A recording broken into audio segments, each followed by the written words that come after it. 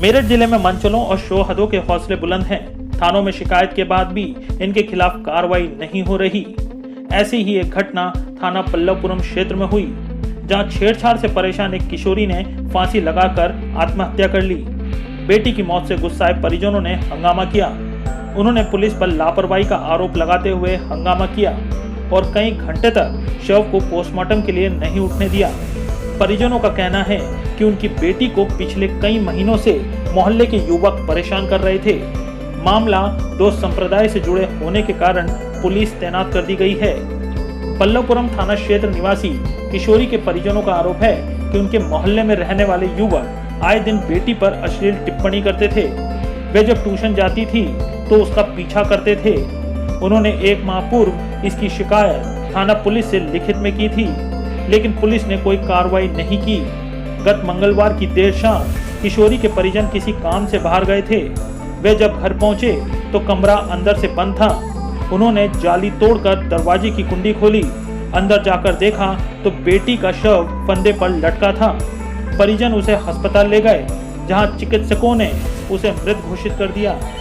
पल्लवपुरम थाना क्षेत्र में एक युवती जिसकी उम्र लगभग 16 या 17 वर्ष थी, उसने कुछ युवकों की छेड़छाड़ से तंग आकर आत्महत्या कर ली। तो अपने आप में इस समाज में बहुत ज़्यादा दुखद घटना हुई।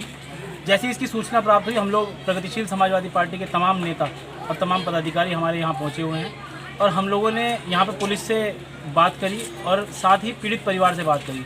पीड़ित परिवार की माँ का कहना है, जो मृतका की माँ है, उसका कहना है कि पूर्व में भी वो थाने गई थी छेड़छाड़ की घटना की तहरीर लेके, लेकिन पुलिस ने कोई कार्रवाई नहीं करी। उसके बावजूद उसके घर के सामने चौकड़ी लगना, युवकों के द्वारा जो छेड़खानी की घटनाएं थी उसको लगातार वो अंजाम दे रहे थे। माँ ने बताया, जो माँ के बताए के अनुसार, कि आज कुछ युवकों ने उनके घर में घुसकर लड़की को हाथ पकड़ने के लिए उसके साथ बदतमीजी करने का प्रयास करा, जो उस लड़की को कतई गवारा नहीं हुआ और उसने इस प्रकार की घटनाओं से तंग आकर देखिए, ये जो आपने बात जहाँ से शुरू करी है कि छेड़छाड़ को लेकर, तो मेरा कहना है कि इसको अभी ये रूप देना सही नहीं है। जानकारी ये हुई थी कि एक लगभग 17-18 साल की बालिका के द्वारा जो है पल्लवपुरम में फांसी पर लटक के अपने ही घर में आत्महत्या करने के बाद प्रकाश में आई थी। जब आधार कार्ड से चेक किया गया, जानकारी करी गई, तो ये बालिग है। पहली बात तो बालिका ये बालिग है और छेड़छाड़ की बात मौके पर और परिजनों के द्वारा किसी भी तरीके से उस समय इस प्रकार की जानकारी नहीं दी गई। बाद में इस प्रकार का वर्जन आया है। चूँकि गंभीर मैटर है, पुलिस ने तुरंत ही जो वादी ने कहा उसके आधार पर अभियोग पंजीकृत कर लिया है। अभियोग पंजीकृत करने के बाद में हम इसकी गहराई से सत्यता और साक्ष्य के आधार पर विवेचना करेंगे। यदि कोई इसमें व्यक्ति दोषी पाया जाएगा तो उसके विरुद्ध कार्रवाई होगी।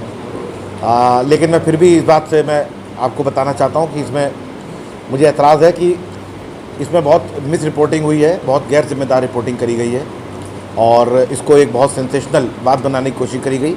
मौके पे मैं और तमाम अधिकारी इसमें गए थे। इस प्रकार की छेड़छाड़ या इस तरह की बात उस समय मौके पर नहीं आई थी। लेकिन चूँकि अब मुकदमा पंजीकृत किया गया है, FIR लिखी गई है, तो हम साक्ष्य के आधार पर दोषी व्यक्तियों के विरुद्ध कार्रवाई करेंगे।